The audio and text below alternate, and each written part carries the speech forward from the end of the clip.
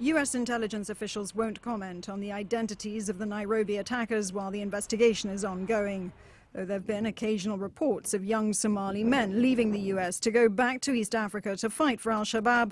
US law enforcement has until now been mainly focused on terrorist financing. But there is now growing alarm over Al-Shabaab's recruitment tactics here in the US. Al-Shabaab has made a conscious effort to recruit members of its diaspora. It gives them added PR value, I think, to see that it's recruiting Somali-Americans or Somali-British.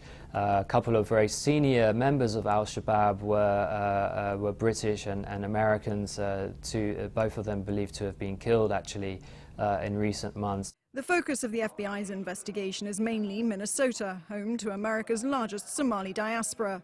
But there are other Somali communities that have come under scrutiny in recent years. The Dar al-Hijra Islamic Center in Falls Church, Virginia, was investigated in 2009 over fears young Somalis were being radicalized here.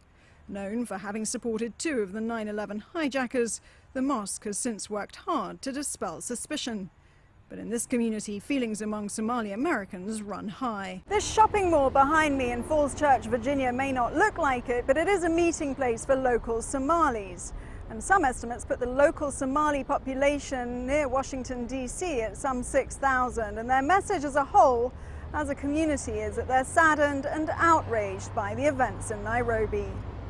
Abdul Karim Ahmed has lived here for about 30 years. He says the international community ignores Al-Shabaab at its own risk. This country is vulnerable. Anybody can come in and out, do whatever they want. So as long as you ignore them, you will have a problem in the long run. He also admits young Somalis who've fled war and famine and who may have struggled to assimilate in the US could be vulnerable. If people, they don't have things to do, educational-wise or job-wise, some other people might give them direction and attract them what to do. Still, the community insists relations with the US authorities are good. Somali community are very open. They have nothing to hide. If there's a single message the Somali community wants to send out from the US, it's that Al-Shabaab has nothing to do with them.